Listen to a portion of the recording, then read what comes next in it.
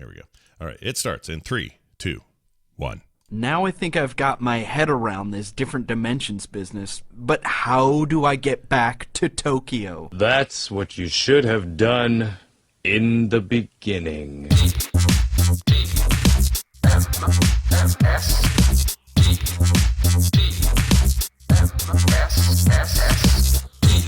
This is the Morning Stream, exorcising demons since 2012.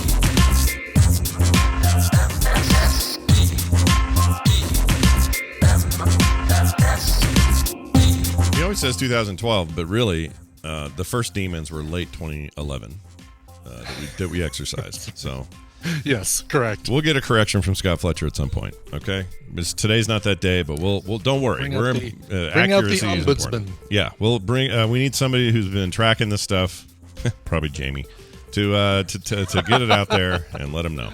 Hey, everybody. Welcome back to TMS. Morning stream time here at the Frog Pants Network. It's Wednesday, April 14th, 2021. We got me, Scott Johnson, here in Salt Lake City. Over there in the Denver area, we have Brian Ibbett. Hi, Brian. Arvada, Colorado. Not to be pronounced Arvada. It's Arvada. Ah, like Nevada. It's the same thing, right? Like, it's really, I don't think you're going to get any shame if you come to Arvada and say, oh, so how long have you lived in Arvada? Yeah. I don't think anyone's going to give you crap. Someone's going to backhand slap you. Not like going to that city in Kentucky and calling it Louisville. Oh, yeah, Louisville. Don't do that. Or New Orleans. Nobody likes that. That's right, exactly. Yes. Yeah, that's stupid and lame. But what's not stupid and lame is us, and we're here to prove it. We're going to do a show, so thanks for being here, everybody. It's Wednesday, which means Nicole and Tom and, that business on the latter half of the show. Here at the top half, we got stuff to talk about. To start with, before we even do Battle Royale, I have a Battle Royale email to read. Oh, wow. Okay, great. This is Jared, Spartacus903 in the chat. I don't know if he's here today or not. Might be. He says, hey, sake and bourbon. Just listened to Monday's episode with the Operation Battle Royale. I, too, never remembered playing it in the correct way, meaning Operation. We always just took turns digging his parts out. Speaking of games that were never played correctly, has anyone ever played the real game of Mousetrap? I, of course, just set up the thing and used the traps. At least once, anyway, because the pieces always seem to disappear.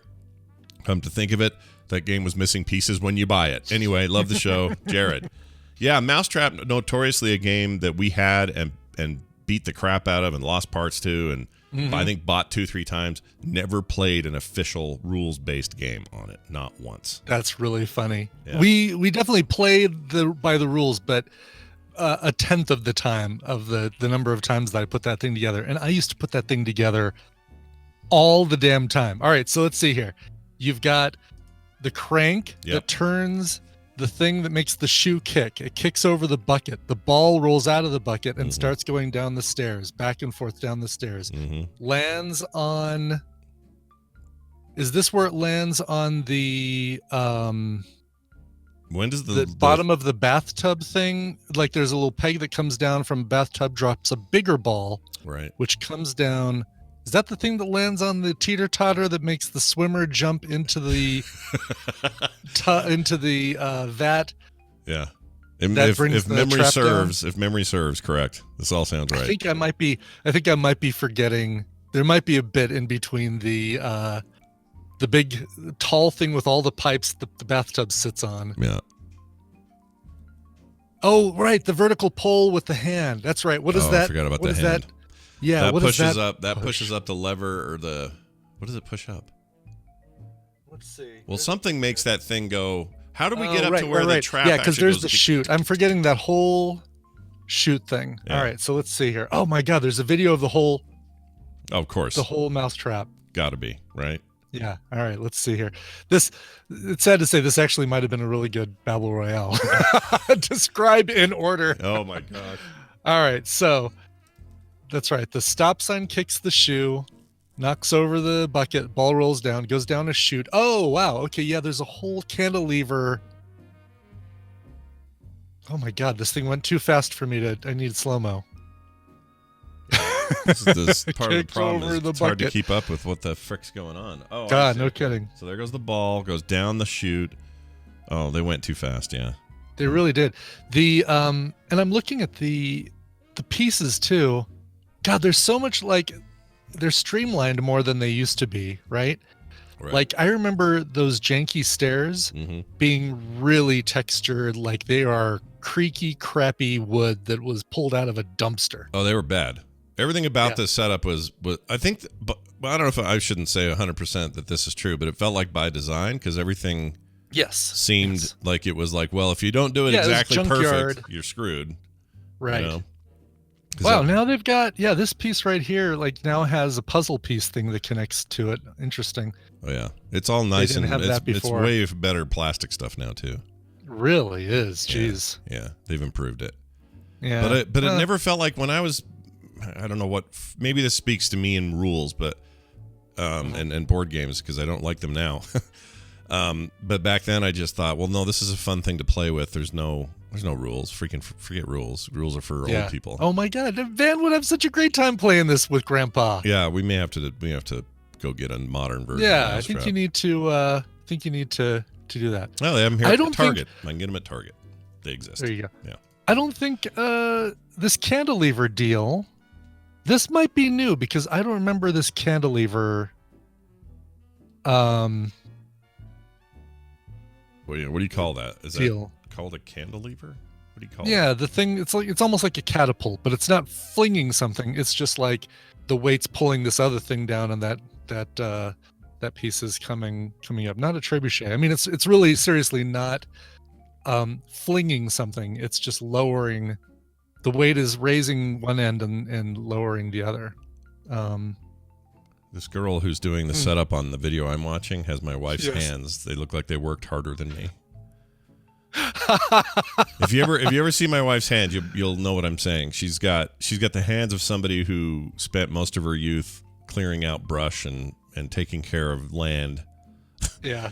And she's a very soft human being, but her hands look like they could tear you to pieces. That's funny. I keep waiting for them to show another close-up of her hands. I don't know if it's the same lady or not. It might not be. But she's sitting on a red couch. Is it the same lady? Oh, yeah. No, I'm watching the same video you are with the armless red couch. She's having way too good a time putting this thing together. And I don't mean like Seinfeld man hands. I don't mean like that. Like that episode of Seinfeld where the lady's got the huge man hands. Not like that. But anyway, there you go. Mousetrap. There you go. Mousetrap. Thing of our childhood. Still going. Still strong. Still a threat. You can still go out there and get it. I just saw it on Target. Target.com's got it. So if you want to get yourself Mousetrap, you can. All right. Well, thank you, Jared. It's good to have the right man for the job to tell us what the hell's going on there. Spartacus 903 rather. And if you're in the chat today, we salute you for being here. It doesn't look like he is though.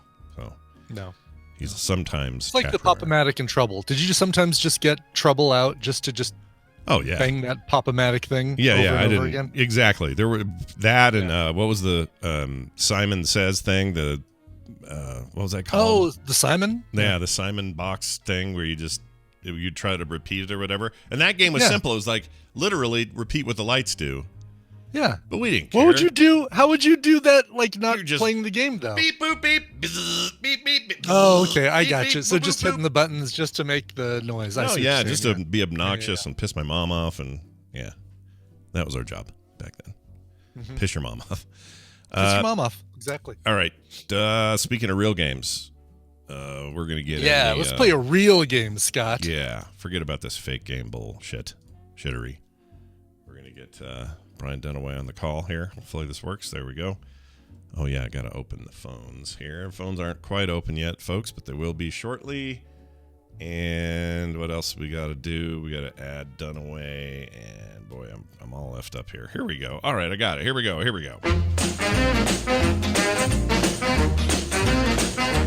Yes, that's right. It's Battle Royale today. It's a great occasion to bring Brian Dunaway in here on the show again. What's going on there, Brian Dunaway? Oh, hi, Scott and Brian. Hi. Oh, just nothing. Enjoying my day as usual. Oh, that's nice. Sunny That's so nice. days. Yeah. Oh, Something, clouds away. Why am I forgetting that? I'm having a stroke or something. No, it's Chasing listen. the clouds away. That's it. Chasing the clouds away. And then on my way to where the air is clear, sweet. Won't you tell me Sweet how air. to get That should definitely be a Battle Royale. Can you sing the entire lyrics to Sesame Street? And name Sadly all not. the characters that showed up. Yeah. That might be something, actually. So tell me, in the break room right now, did anyone bring in something and put it on the middle table in the break room for everyone to participate in, to enjoy? What do you got there today? Today, no, but instead they did leave in. We have a refrigerator where we have some drinks, and someone had obviously purchased the Pepsi Mango and did not care for it. So it's got a big old. There's one drink missing and a big old note that says free. Oh wow! Pepsi Mango didn't. I love it. That right there tells a full story. That's right.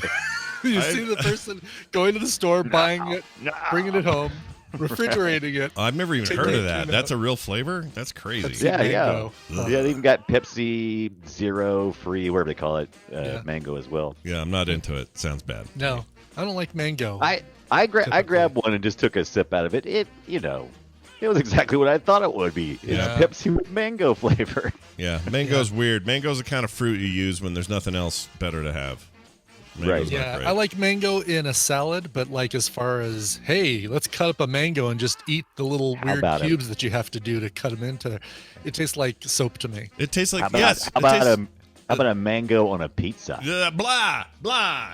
Don't be doing that. You say blah, but there's a Captain Jack Sparrow pizza. We have a local pizzeria. It's got like a brick oven kind of thing going on. And at first I was like, no, gross. And I'm like, let me try a little bit. I was like, I like that. No, I still say no, gross. That's terrible. Listen, the reason you don't do that. Well, I have an anti-fruit on pizza rule anyway, so I know I'm never going to win that battle. A lot of people like no pineapple. Tomatoes, right? Very funny. Tomatoes are fine. I get it, but tomatoes are weird. Like sweet fruit, I'm not into it. Take them off of there, sweet fruit. You don't belong there. But I know people like pineapple, and I'll never win this battle, and I'm never going to try.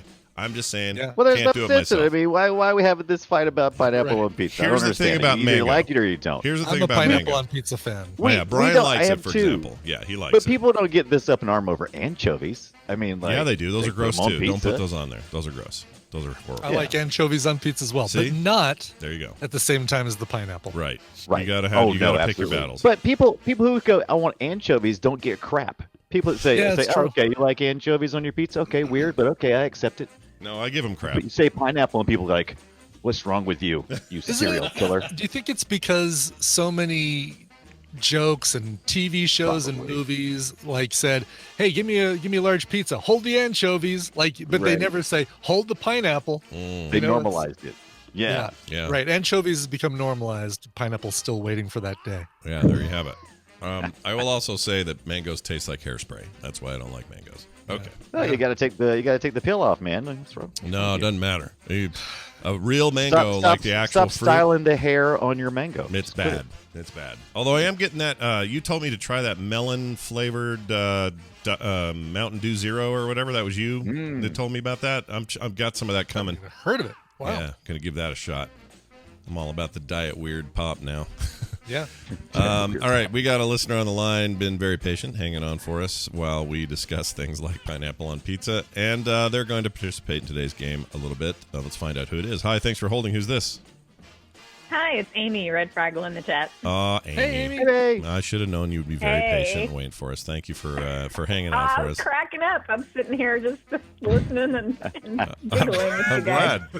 I'm glad to hear it. It's always good to have you on. Brian will explain briefly how this works and how your participation today might yield some prizes. Brian? Well, Amy, it's time to play the Tadpool Feud. I've surveyed the Tadpool on some nerdy topics. Scott and Brian will have to predict the answers that they gave us. It's Scott and Brian's job to see how many of those answers they can guess. And Amy, your job is more important than ever because you're going to be working with either Scott or Brian. If your team wins, you get a prize package that includes a Mad Max mystery figurine, a Frog Pants print pack, and an SOSS, a signed original Scott sketch, which I'm abbreviating to an SOSS. It'll also be on this. I have these cards printed that are about, I think they're 4x6, but in the bottom there's a little TMS logo circle thing printed on each one of them. So the sketch will be on one of those cards, a collectible item for sure. Official Frog Pants sketch card. Yes. TMS sketch card. I love it. It'll be worth thousands one day of pennies. That's a brilliant idea. Thousands of pennies. Yeah. Anyway. I guess you want a topic, right? Yeah, topic would be good. Topic? Yep. Yeah. All right. Yep. Okay. All right. Hands on buzzers. The topic is not buzzer. We surveyed the tadpole, got their answer to this. 500 people surveyed, top 10 answers on the board. Name something you almost always see in a science fiction movie. Scott. You always see a spaceship. Show me spaceship. Number two answer. One answer will beat it. Brian. Ooh, sci-fi. Oh, wow. So. Wow. So stupid. I mean, okay. Stars. It's either the number one answer or not on the list at all. Show me stars. It's not there. Like I said. I think I know. I wasn't sure how they were writing this. I think I know what number one is. It really is number 11 on the list, Brian. It's kind of funny, but it actually is the first time that didn't make it on here. I couldn't figure out if people were going to be smart asses, or if they were going to play it straight. Sometimes science fiction is like, Blade Runner, and you never go to space. So yeah. So you never totally. All right, well, very good. So Scott and Amy, you two will be a team. And Scott, you've got 2 points on the board from guessing answer number 2. All right. Let's see how many more of these you can get before you get a strike. So, Amy, I'm pretty sure that number one is space, and that Brian was close, is my thinking, with stars, but it's actually space. How do you feel about that, or do you think we should go a different way? That seems like a fair answer to me. I have another one, but we'll hold mine in reserve just in case this one's not there. We don't want to give Brian another answer. No, we don't. Man, good job. You've been listening. Yeah, she knows. All right, well, then we'll say space, Brian. Let's see if my prediction's correct. Right. Space. Oh, what? Yeah, wrong. I said right after Brian said that, I said stars, space, literally the 11th answer on the board. And you apparently didn't hear me say that. No, I heard you say 11 on the board, but you said stars. I didn't hear you say space. You said stars or space number. I put those together. So a lot of these you have to kind of bundle together because it's like different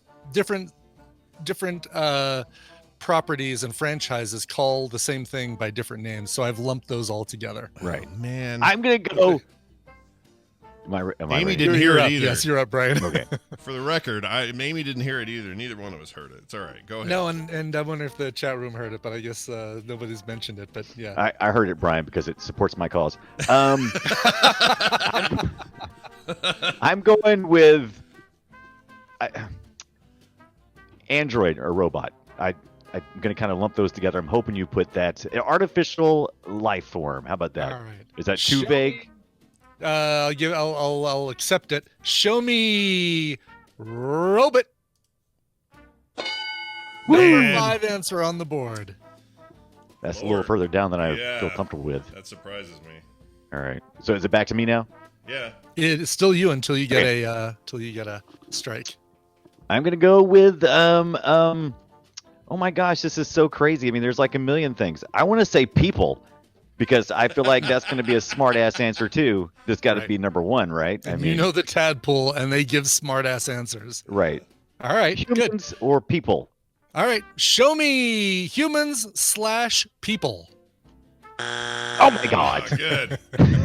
Once I figure out what exactly these people were on that day, I'm going to tear through this board. Yeah. In all the answers, nobody said humans or people. Yeah. That's probably, it's probably implied, you know? Yeah, one person wrote women. Or no, I'm sorry, one person wrote woman.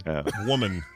So am I the biggest smartass in the tadpole? Is that what I'm You might That's be. who you are, You yeah. might be. You might be overestimating the tadpole's smartassery. Yeah, but the problem is too. You could just start saying air and feet. Well, yeah, and I know, shoes, but that I'm not that big of an asshole. No, I mean, come on. Yeah. All right, so it's back to Scott and Amy. All right, Amy, what was the one you were holding on to there? All right, so it was in the same vein as Brian's answer, but it was a little more specific, like a scientist, specifically a scientist with a lab coat. Oh, cool. Like a science officer / scientist type, Brian. Right, yeah. Okay, I'll go. That We makes can do sense that. in science fiction. That's smart. I'm going to give a good answer. Clap on that one. Yeah, good that's answer. pretty good. Could I just really quickly have you read the name something? Something. You Oh, almost okay. always see in a science fiction I movie. gotcha. Oh, so okay, this doesn't include something. people. Maybe we don't Something. focus on someone you almost always see. Are you saying robots aren't sentient beings? Is that what you're saying? Like Data's not a sentient living being now? You don't have to be. A robot doesn't have to be. Robot's in there, right? He's a thing. He's still a thing. He's a sentient thing. How dare you? I don't know. He's man. a sentient thing. I guess so. Well, people. I'm the guy. I'm that guy who got ticked off about the not being able to see the nebula or whatever it was on the Enterprise, right? Like, damn it, you blew it with your things running around the Enterprise. Well, if that's the case, then we'll take the hint. Sure, please do. I can't think that number one thing has not been answered yet. I just can't I imagine. know it amazes me that it wasn't And the it first has to- thing you guys thought. Yeah. Of. Crazy. All right, But we're maybe gonna- now that What you're about, like, thinking an of a alien? thing, Yeah, Like let's aliens say or aliens something. could work, but they're also are those They're considered not really things? things. Right. Beings, yeah. Yeah, like I don't know. Like Um, depends on Brian's definition of things. But yeah, No, you it know what? depends We'll on say it depends on the Tadpool's definition. we'll of say things. aliens. Let's do Okay. it. Aliens. All right. I think that's the safe bet. I think that's. what Show we do. me those alien things. There you Yeah, go. number 9. Yeah. All right. So clearly, we only think that humans are people, Just and keep everything else people, is a let's thing. keep people out of this. All Actually, let me. I'll narrow it down for all three of you. Keep right. people out of this. Yeah. People after this, gotcha. Or if you used to think Alien aliens were Nation people, wasn't a thing. quit Okay, thinking gotcha. aliens are Right. people. Yeah, that's what we're saying. Yes. Right. All right. Then I'm gonna some sort of phaser / laser gun. Amy, what do you that's think of good. that? Like, Yep, that was exactly what I was going to suggest. I was Good going to say, answer. let's test the ship's Good laser. yeah. So phaser, laser, blaster, Phaser laser. whatever that category is. If you'll give it Sure. to us on that. Sure. Show me laser gun, blaster, phaser, one of those things. Number one answer. Number one. Number one Yeah. answer. Yeah. That makes Laser gun total / sense. blaster / phaser. Okay. Yeah. We're in a groove now. Yep. I see where we're going. So still us. Let's see. Mm-hmm. Oh, what else do you do in every one of these things? I mean, I'm tempted to say lightsaber, but that's such a specific thing, and others rip it off. But it's not like every Laser science sword. fiction movie or always Right. see. Oh gosh, dang it! Planets, maybe. What do you think? Oh, that's a good one. Do you like? Maybe, or like, I was thinking like maybe metal machinery, like outside of robots, but like, Oh, you I know, see what you're saying. some kind Like of- kind of industrial thing. machine stuff. I wonder if that's too vague though. Yeah. And All right, show- let's get show planets the, out of the way. We'll do Show the planets. screen, by the way, for the tadpole so they can see. Yeah. What, I always switch over. oh, gotcha. Okay. Yeah. All right, go for it. We say Yeah. You're saying planets. Planets. All right. Show All right. me planets. shit. Yeah. Oh my I gosh. like how Ibit has such a poker face. Okay. All right. All right. All right. Okay. That's what you did. That's what you want. All right. Mhm. Planets, all right. Morons. All right. I'm trying to think here. Let's see. I'm looking through. But Gara, I always show the game board. Quit asking for the game board. I show it every time. All right, I'm go ahead. going with foolhardily. I'm going with flying car, even though it's or future car in Okay. my science fiction. All right. Show me flying car. Son of a bitch. Flying car, by the way, number 13 on the list. So it was said by a lot of people, but not high enough. Okay. Well, I'm starting to wonder if light sword or laser sword isn't on Yeah, there. light sword's a good one. Laser sword. Well, what about a computer? Oh yeah, we didn't say Oh computers. wow, that's God. Oh that's yeah, like, duh. That's a good one. right in our faces. Computer. Yes. Somebody, Scotty talking into a mouse. What? course. Computers. Let's put them in there. All right. Show me computer. Oh, there Number it is. 4 on the list. Nice. Okay. I was getting That worried. puts us back in the running. Yes. All right. And it's totally okay if they see chat because I'm the only person who knows what's on this list. All right. Plus, I only looked at the chat to see who was complaining about not seeing the game board. Yeah. That's the only reason. But it's totally okay for both of you guys to see the chat, for all three of you. Show disruptors. So. Okay, let's go with. Okay, so that was a good one. Computer's good. Maybe like a teleporter, transporter kind of. I know it's Star Trek heavy, but a lot of people do it. That's smart. Yeah. That seems good. Teleporter, transporter, something to that effect, Brian. Okay, all right. Show me a transporter would be the phrase. Show me transporter. Oh no!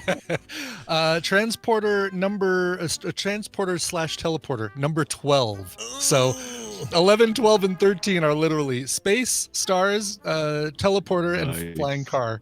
Nice. That is crazy. That's like the first thing I think of when I think of science fiction films. All right, so they are locked at 16 points. You need multiple answers to be able. No, you don't need everything. I mean, if you get answer number 10 and number 3, you could steal the prizes away from Amy. Greedily and like a big meat. It's like no prize for you. No prize. Exactly. Okay, so things we see in science fiction films that we have not mentioned. I have not people, and not all these science fiction things I think of. Wow. How about wow, I know it's weird. It's blanks on it. I mean, I feel like I'm getting cut off at every corner. For all the science fiction we watch, it's weird that we were having such a hard time. A real serious. I mean, not transporter, but there's always like some time travel mechanic. Yeah. Oh, but God, if all the rest of that stuff is down there, it doesn't seem like it would be there. But it's all I can go for. So I'm gonna go with some type of time traveling device. Lock in my answer. All right. Show me a time machine. It's not bad. Man. Time machine or time travel number 16 on the list. Crap. Jeez. Well, what are we missing? Yeah, what are we missing, Brian? Amy wins. Now, there might be. We'll see if there's controversy about this one, but I do have a way of explaining it. Show me number 3.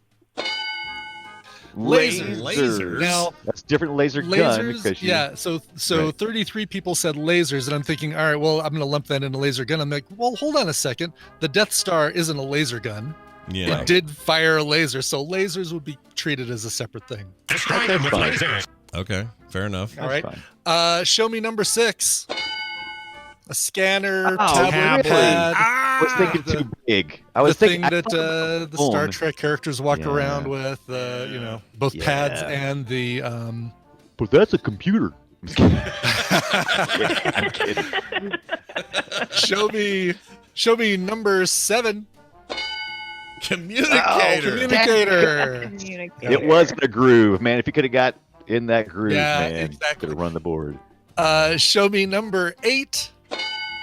Hologram. This is very Star Trek heavy so far. Very kind of Trek is. I was thinking the same thing. We needed to just stay on Star Trek and never And leave. what's funny is, I said start in a science fiction movie, so there's only been a dozen Star Trek movies, but come on, there's so many other things. Sure. And then show me number 10, which now that you see. What? It's so Star Trek across the board. Come on, we have automatic doors now. Why would you need what? Now think but a lot of people like the Expanse season finale had just ended when we did this survey. So scanner, tablet, pad, those little clear pads, and people even said, I'm gonna Buck Rogers it out of here, and then I'm gonna wake up like in the 25th century and be amazed by sliding doors. No, right. I have those at the Kroger. I know. So other things in the list here that I thought are fun: space suit, a monitor or a display, big monitor, an alien artifact. Androids I treated separately from robots. Androids and robots, not the same thing. And somebody would have bitched at me if I would have lumped those two together. An airlock. Somebody said barrels. I think they're playing a lot of space games or Mario.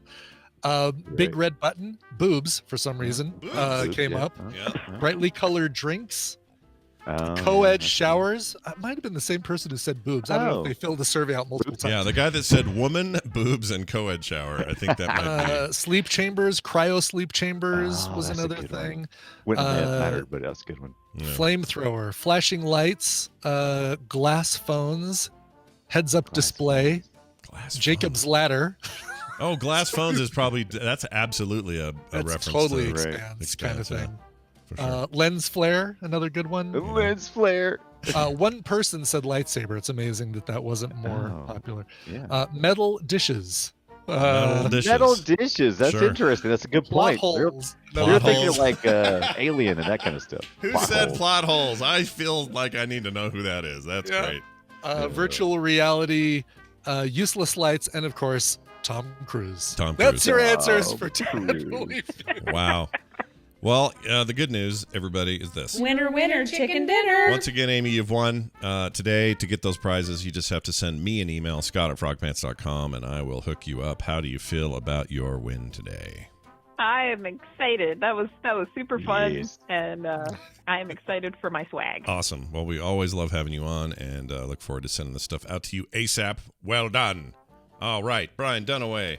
You came, you saw, you went. Good job. I didn't win, but I did help somebody else win, and correct. What more could I ask for? It was a real toss-up. Seriously, like I really didn't think either of us were going to. It's a tough one too. Like I see the answers, so I feel like, oh my god, this is so easy. Like laser guns and computers and that sort of thing. Yep. But once you get on a track of thinking of like space and being out there and stars and planets and things like that, I can see why it's like, okay, back down to inside the spaceship. What do you find? Yep. It's pretty good. Hey, Dunaway is on some shows that are pretty cool. I'll tell you one of them, the Boop Show, which happened last night. We did a really great show about a couple of very cool games. Yours was called, was it Wildfire? What is it? Wildfire. It looked awesome. I'm totally curious about that game. Yeah, stealth puzzle platformer. Amazing game. I really enjoyed it so far. Yeah. It's pretty neat. And what did I play? I don't even remember now. So Brian, you talked about it on the show from Apple Arcade. You played Cozy. Grove. Yeah, you played Cozy Island. Brian Ibbett played it on Apple Arcade. Romantic. I haven't played it yet. I haven't. Not Dorf Romantic. The Cozy Grove. Cozy Grove. Cozy. Oh yeah. Cozy it's on Cove. Yes. Yeah, Cozy Grove. Cozy Cove. Grove. Right. Yeah. Yep. It's almost as if I said the word 15 times and no one heard it. We did. We did. But yeah, that game is it started on Apple Arcade, but then it showed up on Steam, and then they sent me a code, and I thought, well, why not? Let's try it. And I actually think it's the superior version with controller support. It's very, very good. So it is so much better with controller support. I'm using my Nimbus with the iPad, and it's so much better that way. But the art is so beautiful in that game. Yeah, it's really cool. It's an Animal Crossing type thing. So if that sounds like it's you need a break from regular Animal Crossing, like a lot of us do. It's like a gated Animal Crossing. Yeah, very gated. It's gated as hell. Oh my gosh. Anyway, it's good, and you should check it out. Go watch that show or listen to it. You can find all of the details at frogpants.com/boop. Brian Dunaway, anything else you want to mention? Oh, Scott Johnson. I'll be streaming my first episode of my Boop Show homework for this next week tonight at 5:30. So if you tune in to Twitch, 5:30 p.m. Eastern Time, I'll be playing the Boop Show homework. I was going to play one game, but I think I've backtracked. Oh. I think I'm going to play something else. Yeah. Look at you. The one I told you I was going to play, kind of the reviews weren't very well. And I'm like, oh, I don't want to play a game that might not be good. Yeah, you don't want to play a game where the reviews aren't very well. Don't do that. No. Well, all right. Watch him do his homework. Something you never asked when you were a kid, but now we want you to. So watch his homework and enjoy it along with him. He is on Twitch at Brian Dunaway. Brian, have a fantastic week. We'll see you soon. No, you. Bye. What do you say? No, you're? No, you. Oh. No, you have a good week. Okay, I got it. Something weird about that. All right. Hey, let's do a quick news story. Why the heck not?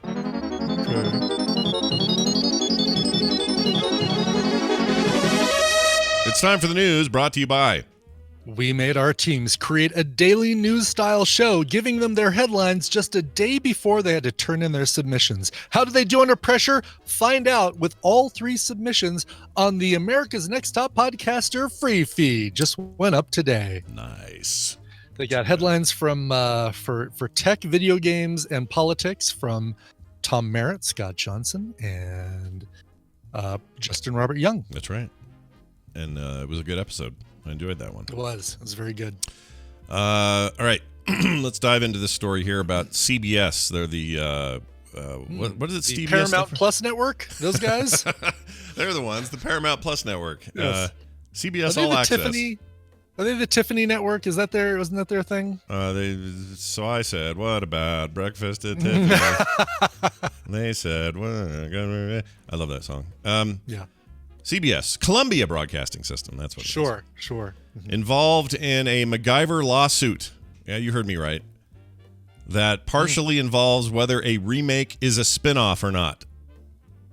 This felt appropriate to our interests a little bit. I love this. Yeah, this is great. TV studios like to throw the words remake and reboot, revival, spin-off, all that kind of stuff around kind of willy-nilly. But with many of them having seemingly interchangeable definitions, what really is the difference, says this article? Well, the most straightforward interpretation would most likely be that a remake is a new version of an old thing, a reboot is a different version of an old thing, and a revival is a continuation of an old thing. Correct. And a spin-off is a new thing that is related to a different thing. I like these simple definitions. They're pretty good. Yeah, all right. So let's talk about some recent examples. All right. Fear the Walking Dead. Spin-off. Very good. Saved by the Bell. Original, I guess. I don't know. Is it based on something? I'd say it's a continuation or a revival. Oh, they're redoing? I didn't know there was a new back... thing. I didn't know there was a new thing. I thought. Yeah. Sorry. I thought you'd heard about it. I thought I've been paying attention to that. The recent One Day at a Time. That would be I think that's a reboot in that case, right? Because reboot, remake. So, that would be the question, right? What's the difference between a reboot and a remake? Yeah, maybe they're the same. It says here, they don't actually get into that distinction. I would assume a remake and reboot is the same. Although reboot implies that you're going to start it up again. Maybe reboot is, with the same... Right.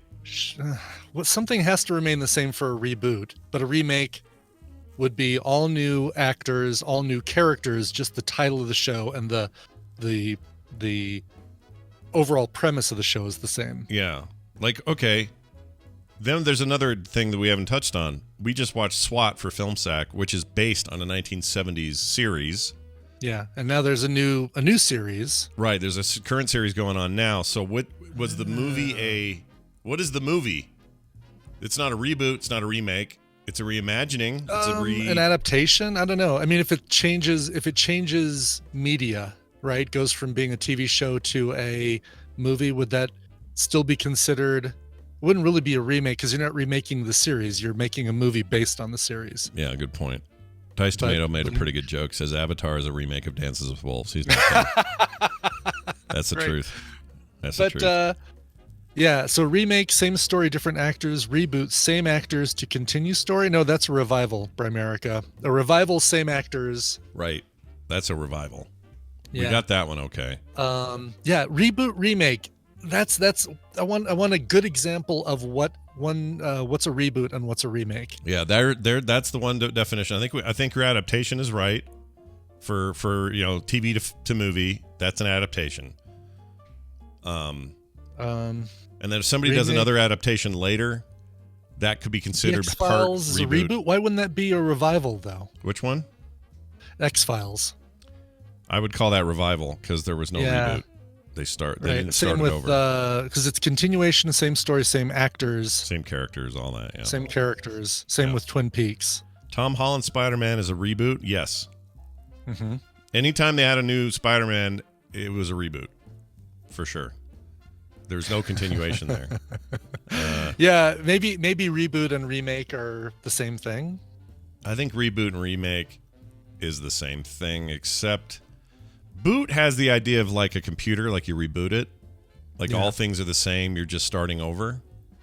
Whereas remake give some creative liberties you didn't have with booting. I don't know. Yeah. I don't know. What would Picard? I guess Picard would be a spinoff. Picard is both spinoff. See, that's interesting because that's both spinoff and revival because it's the same character. No, you know what? Spinoff's the definition because Frasier is a spinoff of Cheers. Correct. Yeah. So you're right. It's straight up spinoff. That's what that is.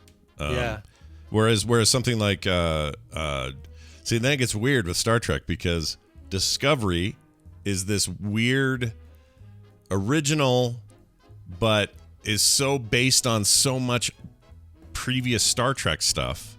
I would still call it a spinoff because it takes place in the same universe as the original series and Next Generation. That's fair. I think everything since TOS would be a spinoff then. Yeah. Right? Maybe Upper Decks could be that would be a spinoff too. Yeah, anything after TOS I think you have to call spinoff. They may be super original and cool, and I would call the JJ movies adaptations, right? Because those aren't they're the same characters, not the same actors, but it's an adaptation of like SWAT. It's like SWAT. I feel like that's a good definition of a reboot. Okay, all right. Well, with movies, it's a lot easier, right? Right. Star Trek is a reboot, but Star Trek Beyond is a remake of The Wrath of Khan. Or not Beyond. Not Beyond. Into Darkness. Into Darkness. Right. Yeah. Right. So it gets muddy with Star Trek because they do a lot of overlap. It's weird. It's so much easier to describe it. So much easier to do it with movies. Yeah. Define those two words than it is with TV shows. Right. But like SWAT, but it also has some of the qualities of SWAT because SWAT's a TV show. Right. And Star Trek's a movie. Ever was a TV show and then his movie, but it was a movie multiple times. Different eras, and then a complete reboot and adaptation with the new stuff. Star Trek's weird. Star Trek F's with this a little bit. They kind of F with it all. They do. Well, and Talia says TNG could be considered a reboot. I mean, you get some of the same actors and characters from the original series in Next Generation. You get, I completely disagree with that. Because Bones, I think, is Bones in that, or is he just DeForest Kelley in a different? No, that was him at the beginning. That was Bones. Yeah. He lived a long time in the so show. Spinoff, I feel like TNG sits squarely in the spinoff category. Yeah, spinoff, definitely not continuation because again, it's not. Right. But this is why Star Trek's weird because in some ways, some characters are continuations, and Scotty getting stuck in the teleporter thing is a weird continuation of his story. And J.K. Kramer says this conversation is even better than the Pumbaa conversation. I don't agree. I disagree too. This is as good as the Pumbaa conversation, but this one I feel like we know what we're talking about. Yeah, we're not like struggling to find the words. We know what we're just having. This is a good philosophical discussion about what is defined as what. Since this, the article that we're talking about is talking about a MacGyver lawsuit that's based on the TV show, we can't really pull in movies into this discussion. Movies are a lot easier to define, reboot, remake, and I don't even know if you have a revival that just isn't a sequel. Right. If it's a movie. Good point. Well, all right. So here's the deal. According to look at this, Jay and Silent Bob 2019. Dice Tomato has an audio clip we could play where Kevin Smith discusses the difference between reboot and remake. Oh, you're kidding me. Are you for real? Here. Yeah, do you have the link? Yeah. Okay. Putting it in now. Let's have a listen here. Whoops, it's muted. I cannot believe they're gonna remake this Blunt Man bullshit. Oh, pause for 1 second. I wonder, be prepared. There might be some there may be some swears. Might be some swears. I'll pause it where if need, or I'll mark them. Okay. What the fuck is a All right. Go ahead and mark My that. warning, 3 words is early. Yes, good. All right, we'll see what we can get out of this. Here we go. Reboot. Well, a reboot, boys, is when Hollywood wants to make a lot of money without the hassle of creating a new movie. So they take an old movie and change just enough to make you pay for the same shit all over again. Those greedy fucking animals. Oh, it's insidious. They take a flick you loved as a kid and add youth and diversity to it. For example, name the movie where a robot has secret plans that could help the good guys beat the bad guys and their leader in a black mask by blowing up a giant ray gun in space. Star Wars. No, The Force Awakens. See, now that's what you call a reboot. None. Wow. All right. So Yeah. I still haven't seen that movie, and also really like Jason Lee. I'm glad. Jason Lee is great. He, you know, the Jay and Silent Bob is a known quantity, but Jason Lee really elevates any of those Kevin Smith films that he's in. Completely agree. All right. That's your story. They're fighting over MacGyver because nobody can define it. Right. Exactly. They're just having exactly the same problem that we are. I mean, although their argument is spin-off.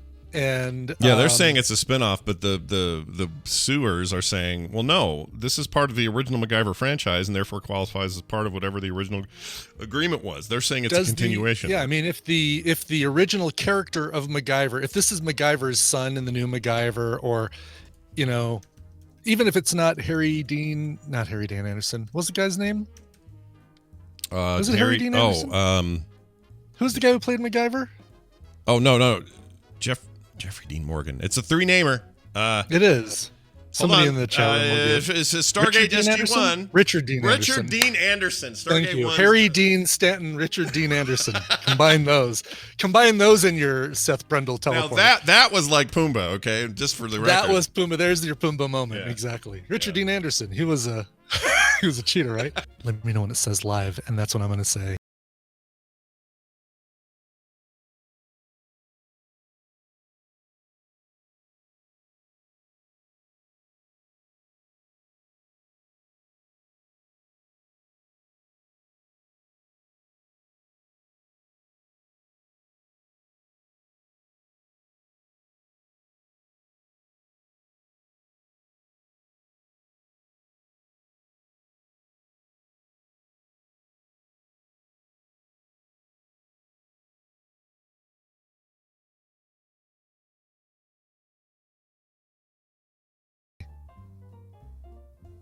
Oh, now it is farting out.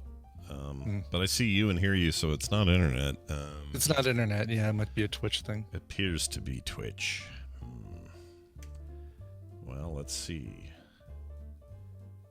Okay, so that ended. Let me try. Hold on. Okay, I'm going to get right there. Save there. Okay, we're going to restart the stream.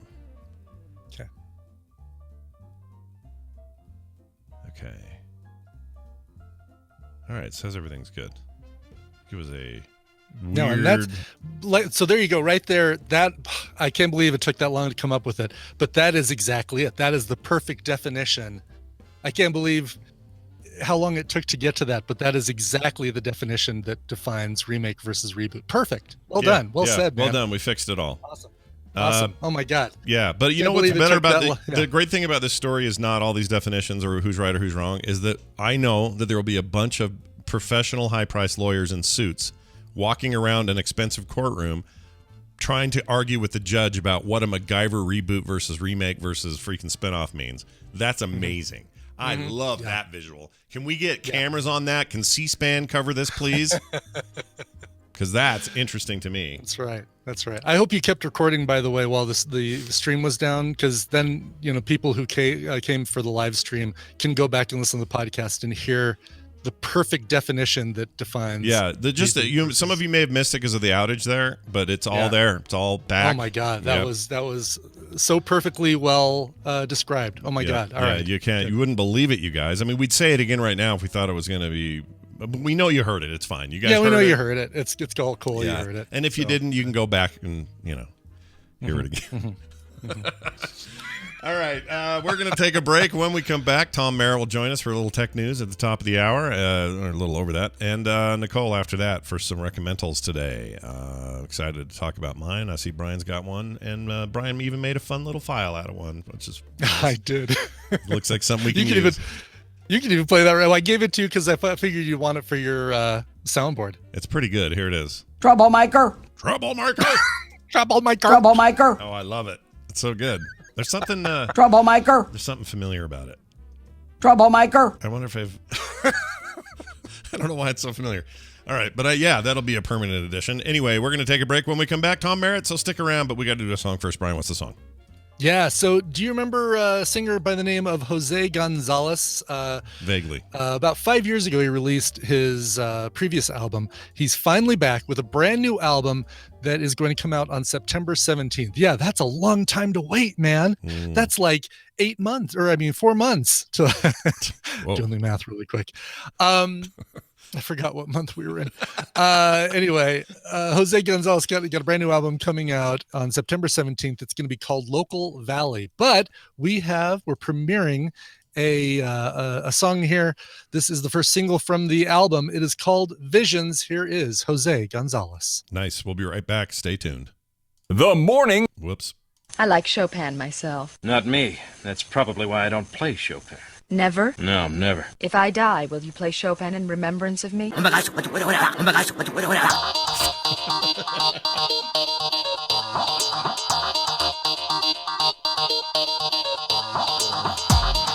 The morning stream. Better than a pound of jam in your pants.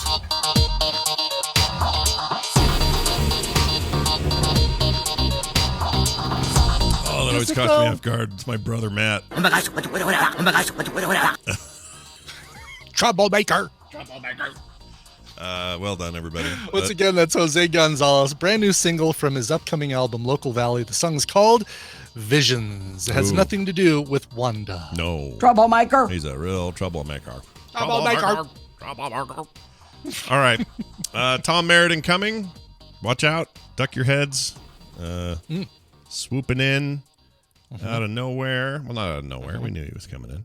This is a man who knows how to make a daily news podcast. That's what I've heard. With the computer, as with any tool, the concept and direction must come from the man. That man is Tom Merritt, and he does know how to make a daily tech show. In fact, he's probably preparing for one right now.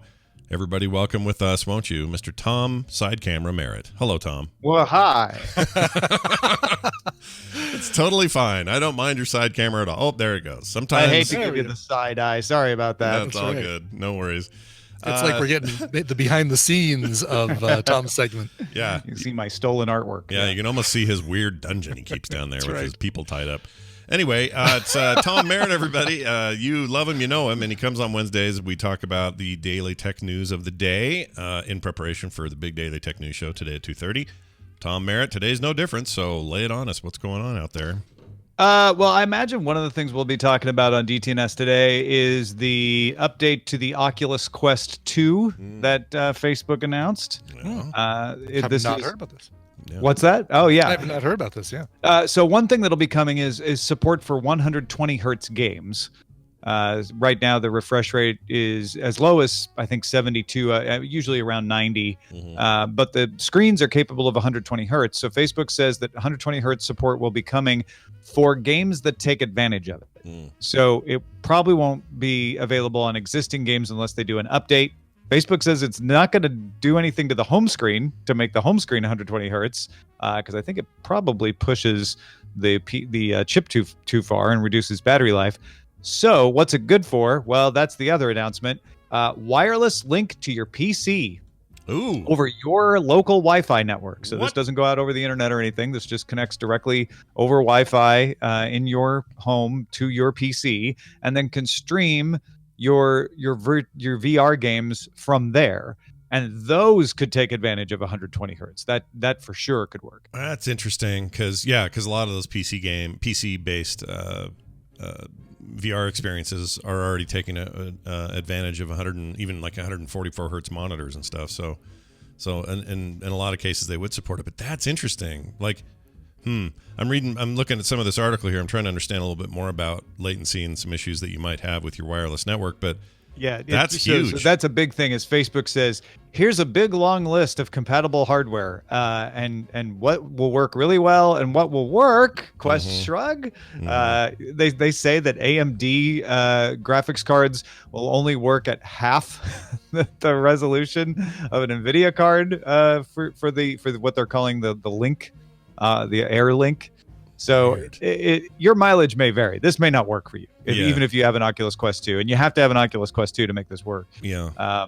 But if you have powerful enough PC hardware and your local Wi-Fi network speeds, again, this is not your internet speeds, this is your capability of your router, right. Then you should be able to pull it off. You should be able to do it, which is nicer than having to hook it up by a cable. You can hook the Oculus Quest 2 up by a cable right now and get exactly the same thing, and it's better because it's a direct connection. But if you don't have to use the cable, well, then maybe you'll have that option. Yeah, the 120 hertz mode is an interesting thing because that's also in kind of late breaking, hey, your consoles will now support that kind of thing with Xbox Series X and PlayStation 5, if your TV supports it. And then you're still left with like, well, what games support it? And there are some that do and some that don't. The good news is, in a lot of VR cases, the PC versions of, say, Beat Saber already support 120 hertz. And now your headset will be able to... my guess is what they'll do is patch. That's a simple patch for something like that game, and others. So I don't think it'll be... I think you'll see a lot of these actually start to pop if... when this goes live, and if those and the games that are basically tailor-made for fast frame rates are going to probably patch them, and you're going to end up with those experiences. That's very, very cool. I didn't realize that the display hardware supported 120 in the first place. So that's good news. You mentioned Beat Saber. Interestingly, Ars Technica points out that Beat Saber has the lowest refresh rate it can get away with. Interesting, really. Right, because if you crank it up, it ruins the battery life, and then people can't finish their workout. So it does 72 hertz. I would not expect Beat Saber to take advantage of 120 hertz for that very reason. That's interesting. So then here's what I would say then. Use the Beat Saber PC version, which will do it. Right. And maybe, yeah. And then if your wireless is good enough... I don't know. You still probably have the battery problem, maybe even more so, because now you're relying on. Well, but you're relying on the hardware in the PC to do the 120 hertz. You're just streaming the video, so I think that is easier on your PC, on your battery in the Oculus 2, because it's not having to locally process, whereas Beat Saber on the headset is having to locally process it.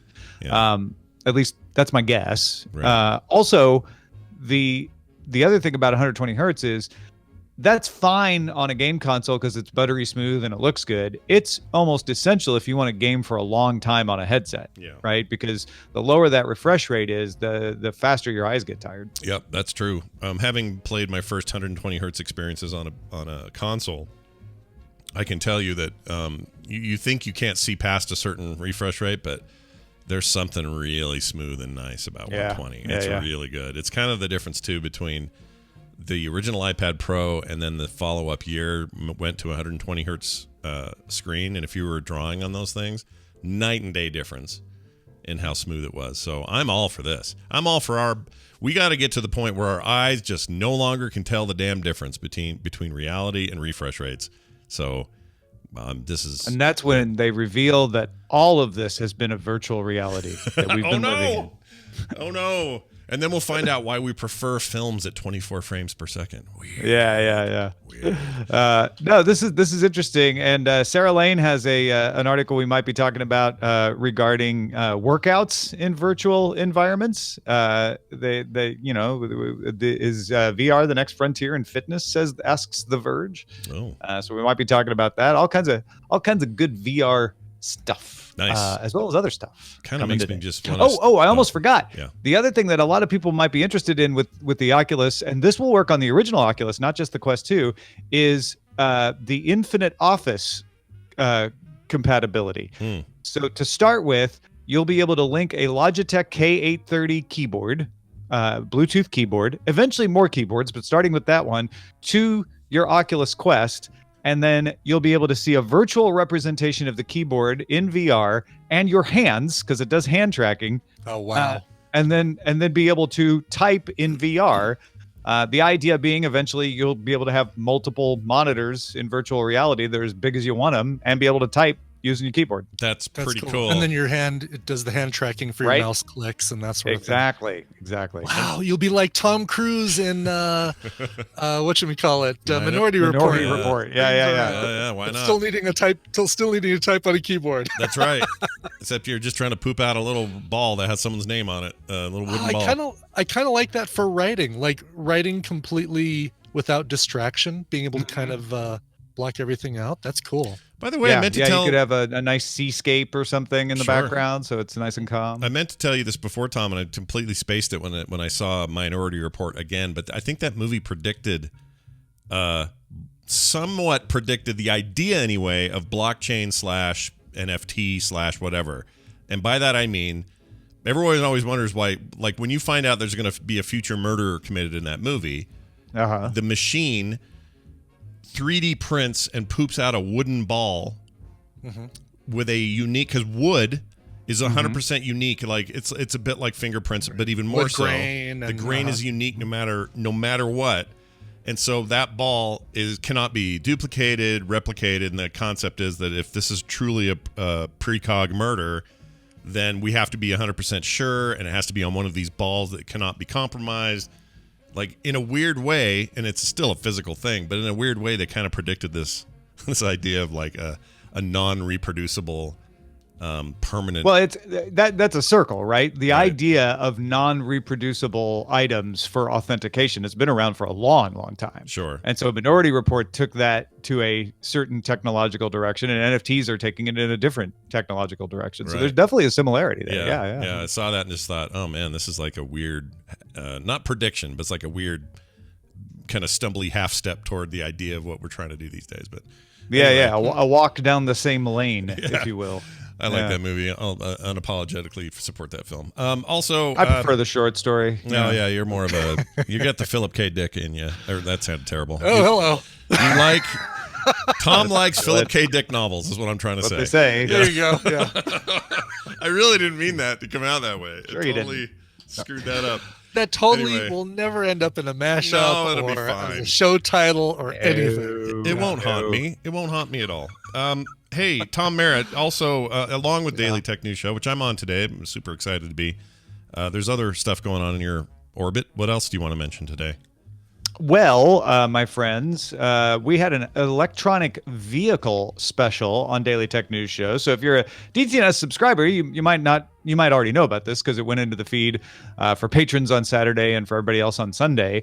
But if you're not a DTNS subscriber, but you are interested in electric vehicles, we got 2 Tesla owners, a Kia or a Hyundai Kona EV owner, and the host of the Kilowatt EV podcast to all gather and talk about what it's like to own an electric vehicle, speaking to people who don't. So, hey, folks, from people who drive them all the time, here's what our experience is like.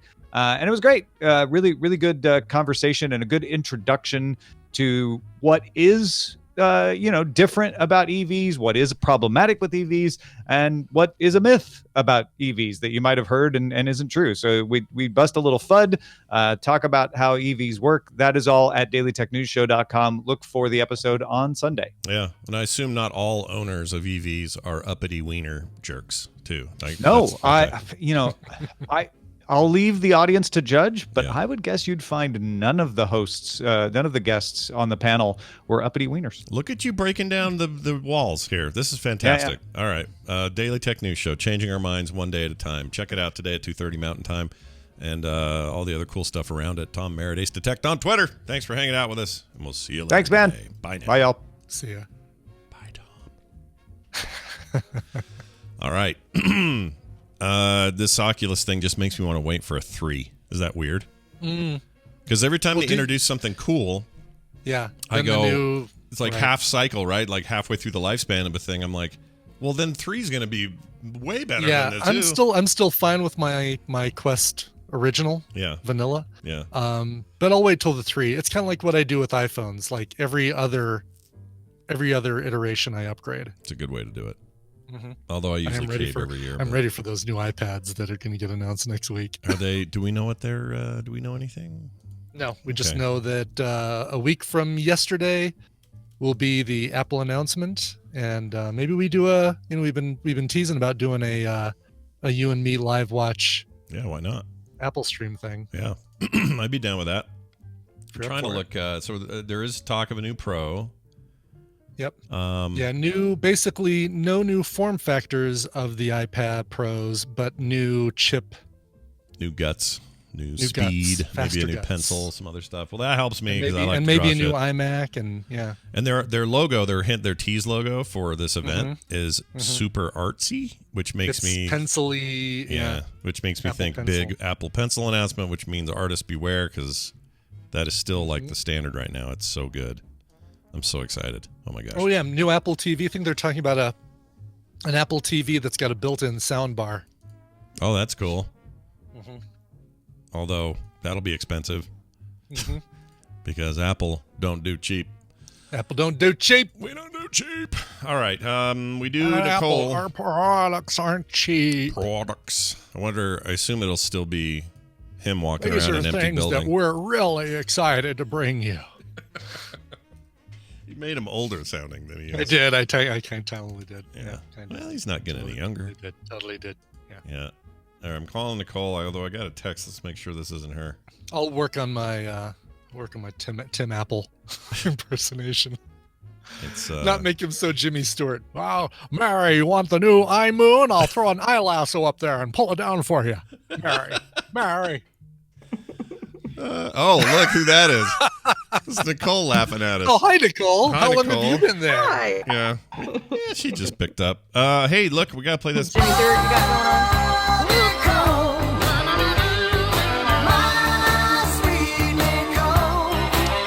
It's Nicole Spagnolo joining us all the way from Colorado, her own self. Hello, Nicole. How are you?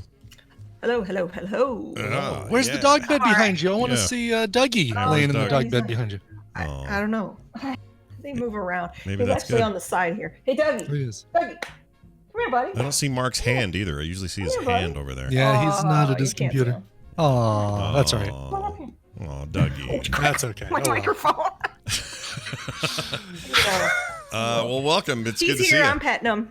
Oh, Okay, that's good That's enough. Take care That of the qualifies. That wins. dog. Yeah, that wins. All right. Hey, it's good to see you. We're going to do recommendals, which means a chance His for butt. us.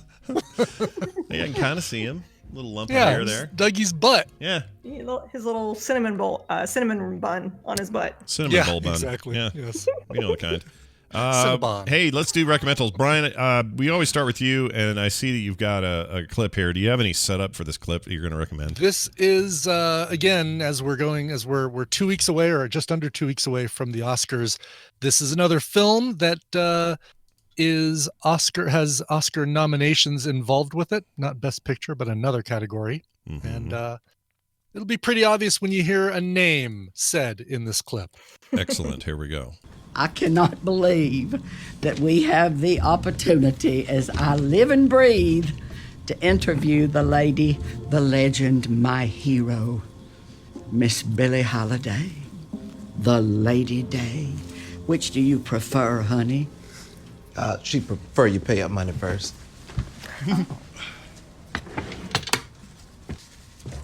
Tell me. What's it like to be a colored woman? Would you ask Doris Day a question like that? Well, Doris Day's not colored, silly. Jesus. I want to talk strange fruit. Yes, strange fruit. My audience wants to know.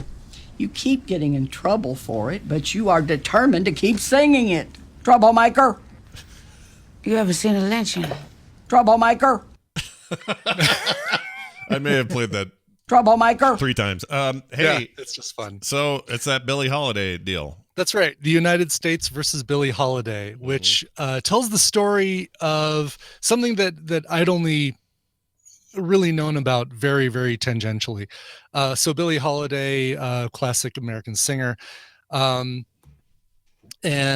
had a song that she wrote or co-wrote called "Strange Fruit," which was directly written in the 1940s, specifically about lynching of African American people. Right. And that caused a lot of trouble with the government. They wanted her to stop singing that song in concert, and they would literally pull her off stage at shows if she started singing it. They even put her in jail for a year and a day, because if you're in jail for over a year because of this this law, you can't perform in certain cabaret settings. So basically, it's like, they figured out a way to keep her from being able to legally perform in small intimate clubs and making it so she has to perform in large places. But of course, putting her in jail before all that. I had no idea. Yeah, it is so good. Andra Day is nominated for Best Actress. She actually got the Golden Globe for Best Actress for her performance as Billie Holiday. She's really, really good. Natasha Lyonne, who I think is good in everything. She's Nichols in Orange is the New Black. She was in American Pie. She was in Russian Doll. She plays Tallulah Bankhead, who was an actress around the same time in the 40s. She doesn't know how to be a bad actress. She's amazing. She doesn't. Yeah. She really doesn't. Yeah. She's really good. I'm trying to think if there's anybody else in here that is like a name American Pie notwithstanding, everybody. All right. She was still good in it. But yeah. Yeah.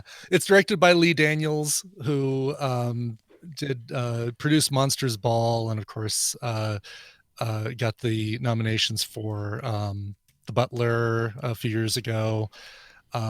Precious. Anyway, it's really, really good. Tells such a great story, and you realize, Billie Holiday, you think of as this pristine, clean cut musician from the 40s and 50s, just this amazing, Girl Scout of a singer, right? But no, she had a very dark side to her, and it comes through. It's represented very well in this film, and surprised the hell out of Tina and I. Really, really good stuff, though. Really good film, and deals with a very dark subject. You actually see some photographs of lynchings that kind of set the tone for this film. That it's going to be something kind of that's gnarly on the heavier side. It is it looked like something I'd immediately like to see. Where's it streaming? Hulu, right? Amazon? Oh, it's streaming on Hulu. Yes, okay. You can watch it on Hulu. I'll also say that using a very complex way of doing things, a very complex method, I watched The Father, which was the only one of the other Best Picture nominees that I hadn't seen yet. And if you get an opportunity to see it, this is one with Anthony Hopkins, Olivia Colman. Oh, yeah. That looks great. It is freaking excellent. I think Promising Young Woman and The Father and Mank might be my three favorites of this year's crop of Best Picture. How depressing is The Father? How much am I going to be like, oh my gosh, freaking? It looks like a real downfall of a guy with Alzheimer's to me, and I'm just it is, but it's interesting. I'll tell you that it's the first movie I can think of where there was that Still Alice with Julianne Moore that talked about it. This is the first movie I can think of where you feel the experience that someone with Alzheimer's or dementia is going through. And I've never seen a film do that before in this kind of situation, and it's really, really good. Not as depressing as I don't know, I felt like Nomadland kind of left me sad and bummed. I don't know why, but okay. So some bright edges to it. Some bright edges to it, and the acting. Olivia Colman's great. Anthony Hopkins is absolutely incredible, as you'd expect him to be. Yeah. And Imogen Poots. Oh, I like Imogen Poots. We like a good Imogen Poots. Yeah, she's in there. She's great. So. Are we talking about a new movie? I'm sorry. Yeah, I was talking about The Father. Yep. Okay. I had to go give Pirate Booty to Ava. Oh, of course. Don't we all? Don't we all? Yeah.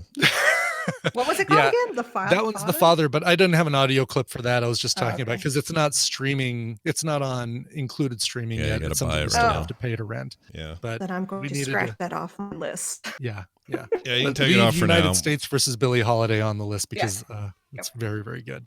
Well, that's cool. I really do want to see The Father. As much as the subject itself bums me out, he's just too good not to watch, and he really is. You might have you'll have a way to watch that, Scott. It might be very complex, but you might have a way to watch that. It's a complex way to watch a film. It's a very complex way to watch a film. It's perplexing in ways. So I get you. Look, I'll watch it behind plexiglass and see if I can see it okay, and it'll be fine. Don't worry, everybody. All right. Hey, one tiny note. Imogen Poots, I just watched her when I re-recommended 28 Weeks Later. That was like one of her first roles. Oh, is she in there too? Yeah. Wow. She's the daughter. She's great in it. She is great. She may be the only survivor from that film. There's a lot of controversy about that. All right. Anyway, let's move on to what? To this. To you. Mine. To yes. you. Here's my Troublemaker. clip. I've talked a lot about Troublemaker. I've talked a lot about this in previous weeks, but I did finally finish. This is my first chance I've had to do a proper recommendal. Here's a clip. Initially, I thought I was making a film that would uncover who was behind QAnon with this bigger thematic question of digital free speech online. Q started in October of 2017, but when Reddit bans QAnon, almost a year into Q's drops, my ears perked up. What was an idea that was so dangerous that it warranted being banned? I set out to unmask Q because all of its power was derived from anonymity. Okay, so obvious. I started watching this too. I haven't. Did you? Yeah, I'm going to start watching it this week. The first episode. How many episodes are there? Six total, and the sixth one is crucial. What's it called again? Hour long each? Yeah, hour, 48 minutes, something like that. Q into the storm. Not into the Q hole. Like what I just said. I like Nicole's title better. I'm just going to go to live and say down the Q hole. Down the Q hole. So it is it's an entire documentary dedicated to Star Trek's Q and his crusty space ants. No, not really. Yeah. It's very, very, very good. And I think this dude should win whatever television documentary award you give to this guy. The other day, somebody was saying, what about Crypt Camp or like 10 other movies? I'm like, no, I'm not talking about films. This is like a series. Whatever awards series get on TV for their documentary series, he should win all of them. And the reason he should win them all is because this thing, which I was afraid to watch in the first place, because I didn't want to just sit and dwell on a bunch of psychopaths because they're all around us and I hate it. That's not what this is. They don't do that. It is, I've said this before and I'll say it again. It's like a detective series. In that it's all about just trying to figure out who the hell this came from, if it changed hands, and they kind of do, right? They absolutely freaking do. Yeah. And I'm not going to spoil it, but when you get to 6, 100% sure that the conclusion he made is the exact correct answer. And so what do you do with that information? You realize how gross it is. Yeah. That, I mean, people, it's hard to make, it's one of those things where, you can't always draw direct lines, but this thing, this phenomenon, this freaking hoax, this freaking trolling of the world got people killed. Like straight up, people died. And untold numbers of people have died because it connects with like everything from COVID denial to, political stuff and shootings and other things. Like you can look at that the Christchurch shooting, the guy that went to the mosque and shot 14, 15 people or whatever. You can tie that directly back to this Q stuff. And the people perpetrating it are never who they claim to be, and they barely ever claim to be anything, by the way. Everybody else filled in the holes because you're a bunch of conspiratorial idiots who are suckers for everything. And thankfully, this thing does not focus or just spend too much time with how people are gullible and dumb, even though there's a little bit of that. Most of it is, we're going to find out who freaking did this. And he finds out who freaking did it. Now, you can like all the people who are still Q followers, trust in the plan, ding-dongs. I cannot believe these people still exist after this or after anybody's just rudimentary, cursory look at this phenomenon, how you could still believe in it. But some people do, and those people have said, oh, no, this film's totally debunked. It's this, that, this, whatever. Watch it for yourselves. You'll be blown away. I thought it was amazing. And what I thought was amazing about it was this filmmaker / documentarian's methods are really good and really transparent. And he actually gives a crap about everybody he's talking to. And in other words, he is not adversarial with people. He doesn't go in he doesn't have an agenda. his agenda is finding the truth. And so lots of people want to get in the way of that truth, but he'll talk to whoever, and he will not discriminate. He'll, like, if you're a wackadoo believer in whatever, I'll sit down and talk to you. If you're somebody who's smartly stayed out of this stuff or whatever, I'll talk to you. I want to talk to everybody, regardless of what they're doing. And it seems like he actually gives a crap and sees his subjects more than just fodder for his film. He sees them as important cogs in the system, and he treats them like humans. And I really liked that about it. But it's beyond kind of that, taken on its own life, right? oh yeah, like it's a crazy. Oh, it's so good, you guys. I'm so glad I watched it, and I actually owe Jamie a bit of thanks for this, because Jamie TMS Mashups was like, he's sending me these private messages going, dude, I know you're like, just the mere mention of QAnon makes you want to punch somebody, and he's right. But you need to watch this, because this is about motivations. This is about sort of the underpinnings of what people do. It's like made for you. It's what you like about, true crime documentary and other stuff. You're trying to understand why things happen, not just look at the aftermath of it. And he's right. He's 100% right. And this thing left a huge impression on me. So cannot recommend it enough. It is a dignified, quality, really well-made thing that deserves accolades. It's excellent. And do you think the people that need to watch it will watch it, though? No, I don't. Yeah. It's the problem with anything like all. this. And the thing is, this of all things they should, because there are plenty of things they could watch where the goal of whatever it is just to piss them off and to rub their faces and how dumb it is. And that's not what this is. So it's really unfortunate that some of them won't. And they won't, because that's how people are. If you challenge somebody's hardcore belief system, if they were willing to get divorced, lose their kids, and go to jail for it, what chances do you have of having them sit down and watch a 6-episode thing? It's very low. Right. So I realized my hope is the people that he had, like the YouTubers that are like all about, now they're making a living off of. Oh my gosh, dude! Some of that stuff goes places too. Oh, God. And you're early on. The QTubers, they all made me sick. They're YouTubers, they call themselves that, which freaking. And they analyze the drops. But it's just so listening to this lady who claims to be this like hardcore Christian and that thing going, if it wasn't for 4chan, I think that was an act of God, 4chan existing and bringing Q to light and all this. And the guy goes, well, there's like, I thought it was really 8chan. weird porn on 4chan, and really not only that, there's like child porn on there occasionally, and yeah, they have to remove it because it's the law, but 4chan and 8chan and these different sites, they have some pretty. Oh, I didn't know that. No one told me. Because I thought you said Q was kicked off 4chan and he went to 8chan. Well, no, there's a whole string. He started. Okay. It started on 4chan and Reddit. Reddit kicked him off. 4chan kicked him off, but 4chan's where it started. Yeah. 8chan was 8chan. Yeah, and then there's a ton of stuff with the creator of 8chan. When's he going to 16chan? There's, dude, you wouldn't believe. You're not that far off. I know it's probably 64chan. Yeah, but this weird little underbelly of the internet where everybody just wants to screw everybody and everyone's anonymous and everybody's into really weird porn and there's even a scene in this thing where they're talking to one of the programmers of 8chan. Who is just getting interviewed. Been really nicely set office. He's all set. He's tabbing through some stuff on his computer, and he's got just this big old freaking vagina porn on his computer.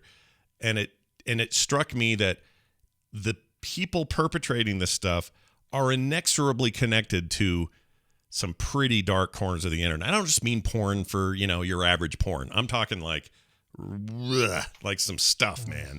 And they get into that a little bit, but again, this filmmaker is not judging anyone. He's not there doing any of that, which really lends extra authenticity to the work. It's very, very good. Can't recommend it enough. It's called Q Into the Storm. It's on HBO Max. It's an HBO original. And he damn well better win whatever series short form documentary award you give, because it's awesome. And I cannot believe I'm saying this. If you'd asked me a month ago, you going to watch that? I would have said, I don't want to see this anymore. I don't want to talk about these people anymore. We just had 4 years of this garbage. I want a break of it. Yeah, I'm sick of it. But at the same time, this is presented in a way that is so academic in a lot of ways. Also, I'll just say, just a side note, nothing to do with the content. one of the coolest intros of the year for any show. It's so cool. Really? It's like Tron cool. meets like I don't even know what to compare it to. It's the weirdest, coolest techno-y intro thing. The music's awesome. It's really neat. Anyway, HBO Max, go find it. For those in the chat still asking what we're talking about, HBO Max, Q Into the Storm. Nicola put it up on the Twitter feed. Down the Q hole is what it's called. Down the Q hole. Don't forget. Remember that name. Yeah. Over any other name. Yeah. It's really something. All right, Nicole, over to you. What'd you bring us this week? All right. Well, you know me. I'm gonna lighten it up a bit. Yep. That's fine. We look forward to that. We do. So I went down another nostalgia hole. I'm going down lots of holes. Down the nostalgia hole. Down the nostalgia hole. Documentary. Yep. So this is streaming on Hulu. It's a documentary, and there's your clip, Scott. All right. Let's give it a shot. Whoops. It wouldn't open. Why? Oh, now it is. Okay. Nickelodeon, if you want to know about it, it's a kid-owned environment. It didn't feel like the version of what an adult was telling a kid to watch. It felt like really what kids were into. I don't know. Kids can smell from 1,000 miles away when they're being sold a bunch of crap. If it was a tiny bit naughty, kids would really appreciate that and feel that it was real and it was really for them. You can't do that on TV. No one really knew if it was going to end up being successful. We were the anti-Disney. We were the anti-Saturday morning. We wanted less acting and we wanted more normal kids. How come everybody draws babies as these beautiful ones? When they first come out, heads are kind of weird looking, kind of funny looking, and that's why the Rugrats were drawn like they were. The inmates were very much running the asylum back then. It was way easier to slip stuff in. They trusted us. I mean, the stuff we got away with was insane. There's something about... All right, I want to see this already. It's give me the name. What's the name of this? It's called, so this is streaming on Hulu. It's called The Orange Years, and it is about how Nickelodeon, so most people know Nickelodeon as kind of where SpongeBob is now. Did you hear? Perfect timing of that scream in the background, yeah. So Nickelodeon, I started thinking how cool it was that I got to grow up with the beginning of Nickelodeon. Mm-hmm. And I didn't realize how cool it was until I watched this documentary. Like how groundbreaking these shows were for kids. Oh, for hell. Call Alanis Morissette. God. Found something ironic finally. I'm resisting yelling. I'm not going to yell. Yeah. Okay. I've already wiped your bum 4 times. Oh, okay. So anyway, they go through how Nickelodeon came to be, and like it said, it was kind of the Wild West. They were just kind of seeing what stuck, and you got to see the evolution of, you can't do that on television, which I absolutely adored as a kid. That show, because what they found was when they like the first pass of Nickelodeon, they had these shows where they were showing all these kids doing amazing things, and they're like, it made regular kids feel like crap. So they couldn't relate to, this kid winning medals, doing this competition. They just wanted to feel good about themselves. And you can't do that on television. They're like, well, at least my life's not like that. Mm-hmm. The kids are chained up, and it just was a ridiculous show. And it kind of it takes you through the progression. It gets into their first, I didn't realize this, their first production show was Hey Dude. And I loved Hey Dude. Did you watch Hey Dude? No, but I never remember. Saw Hey Dude. It was a scripted. Yeah. Come on. I mean, Brian, you and I would have been like 22 or something around then. Salute your shorts. Yeah, they talk about all those this early. would have been, yeah. Double Dare, like probably, the rise we of probably Double thought Dare. we were above hey guys, all this. Shut up. I had, I started having babies right around the heyday of this stuff, but I remember. So I was still a kid. I was still a teenager sure, when all this was happening. They get into Nicktoons and all of the cartoons and kind of what they were looking for. Now, this is where it gets really interesting to me, because I'm going to make a statement here that I don't know if this is bold or not, But I think that the world of animation as we know it today, there's certain hallmarks you can look to, tentpoles, and go, all right, The Simpsons played a very important role. South Park, very important role. Whatever, right? But if you look at the Nickelodeon stuff, there is no Adult Swim without the Nicktoons. There is no weird, freaky stuff like Samurai Jack or any of that kind of stuff that doesn't There wouldn't exist. be SpongeBob without Nicktoons. I completely agree. Yeah, for sure. So that kind of like art house, odd animation, quirky sense of humor, even newer stuff like Adventure Time, they all owe some level of odeness to Gratitude. that era. It's just there's no way around it. No way around it. Yeah, So Ren good. and Stimpy, great example of that. Yeah. Well, that was one of the three. So it was Rugrats, Mhm. Doug, and Ren and Stimpy were the first three in the lineup. Right. And then it expanded to Rocco's Modern Life, baby. Modern Life, Dog and Cat. These all became shows because of Nickelodeon. Yeah. And they also dive into like their game shows. So I know I brought up Double Dare, but there were other ones that like Guts, ones that I didn't get into as much as Double Dare, but there was an arcade one that was really kind of cool to watch again, where they had the kids. Basically, it was Pong. They were. Oh, really? Yes, it's really funny to watch. I didn't know Double Dare And then- started in '86. Holy crap. Yeah. Wow.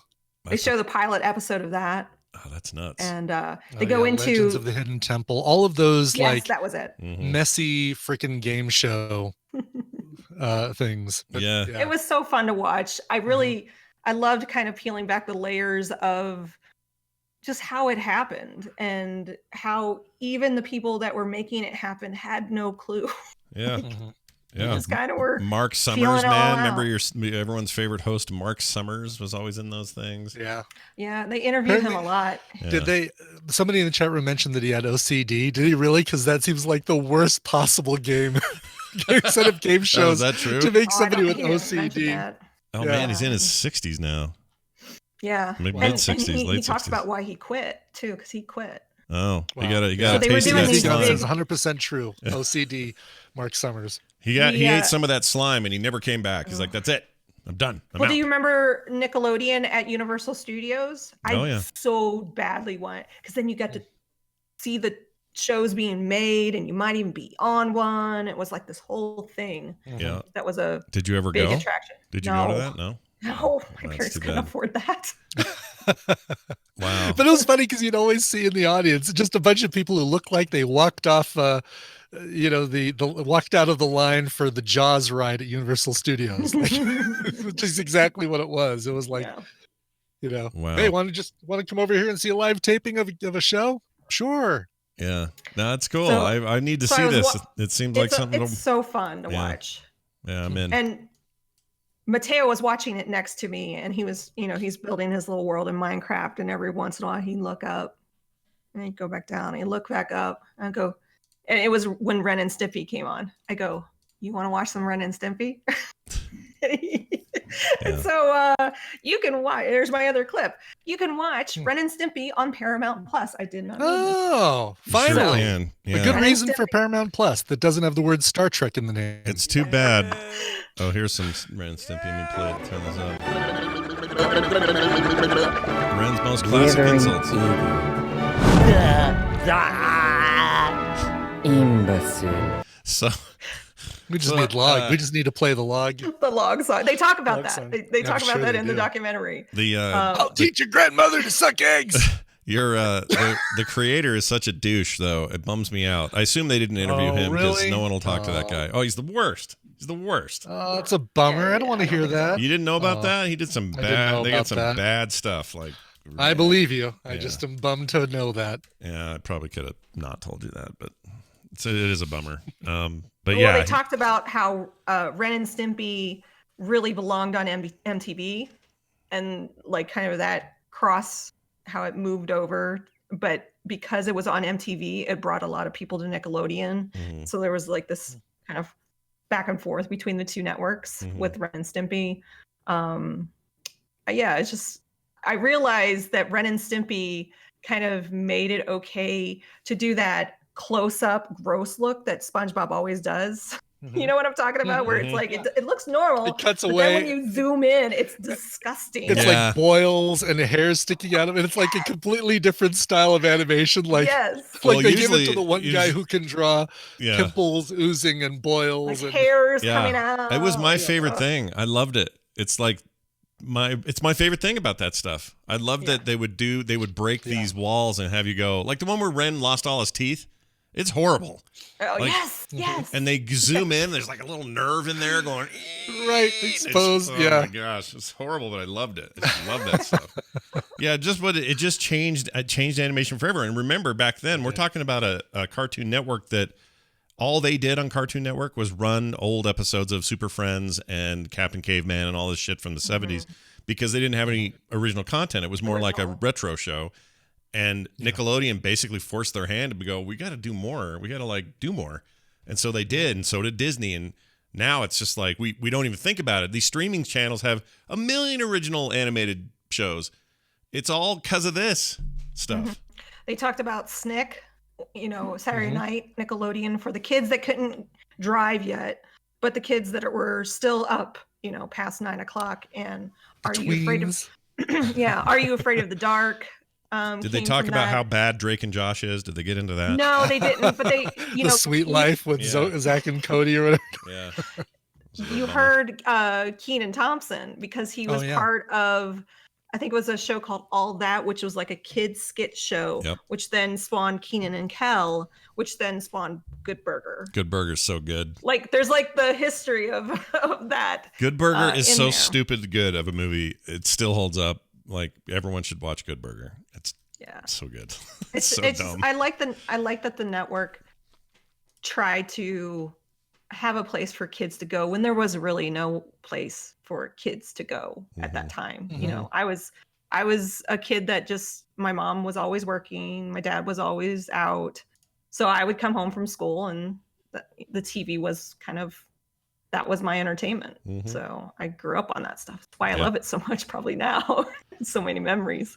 Bums me out a little bit. I was looking at Kenan and Kel here. Kel really just hasn't done quite the career. Has not had quite the Thompson success that Kenan Thompson has. Yeah. I guess Kenan Thompson, He has his own show now. Yeah, he does. The Andrew Ridgeley. No, he's I hear amazing. that Kenan show is the best sitcom introduced in the last year. Like better than I think it's Mr. funny. Mayor I started watching it. I haven't seen it yet. I'll have to check it like out. Mr. Mayor. But I like that he start watching it after Blackish. After we finish Blackish. I just like his work ethic. The guy was at SNL for longer than anybody or something. Yeah. And he's still in it. And he's still there, yeah. It's crazy to me what he's done. What But what up with that? You guys So go watch Kenan- Good Burger. That's what I'm saying. The show Kenan kind of reminds me that he's like Al Roker. He's doing an Al Roker thing. I love his in Al Roker. Kenan. Yeah. So it's like a morning show, and that's kind of the vibe that he's channeling Al Roker for. So he's in that show, but he's got 1, 2, 3, 4, 5 movies in post production right now.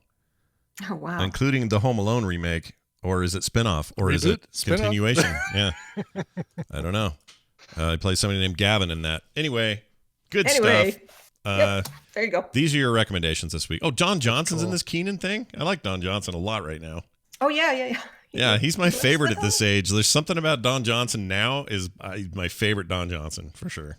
It's great. For sure. The Knives Out Don Johnson. Yep, I love it. It was also good in Watchmen, the Watchmen series.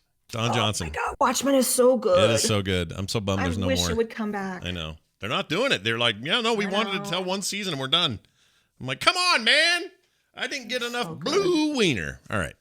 Hey, Nicole, it's been a treat as always. She puts this stuff up on Nicole Spag on Twitter. So if you want to follow what we talked about and go find out for yourselves if any of this was any good, you can do that over there. Nicole, anything else you want to say? Happy Wednesday. Yeah. I don't know. You I have too. nothing going on. I'm just trying to survive my kids being home. That's all That's you my can life. do. It's all you can do. I get 20 minutes of this and then yelling the whole time. Wall to wall yelling and butt wiping. Fantastic. Yep. We'll see you soon. All right. There she goes. I cut her off early so she could get some of that butt wiping done. She got to get good thing. Probably, yeah. We don't want that being done on the show. No. Take your time to wipe the butts is what I always say. Take all the time you need. Every minute you need. Speaking of needing time and butt wiping, Grape Nuts email. We got a Grape Nuts email. Oh, geez. Yeah, that'll scratch. This isn't from Grape Nuts. Okay. No. We have not gotten a letter from Grape Nuts yet. No cease and desist yet, but we're hopeful. Hydrohead actually sent this in, and he says, I kind of agree with Frank, unpronounceable name. I'm sorry, unpronounceable last name, he says. Back when I could and did eat cereal, I loved Grape Nuts. It was good, hot, or cold. I love the changing texture as you made your way through the bowl. Ew, that just sounds awful because it's just getting soaking.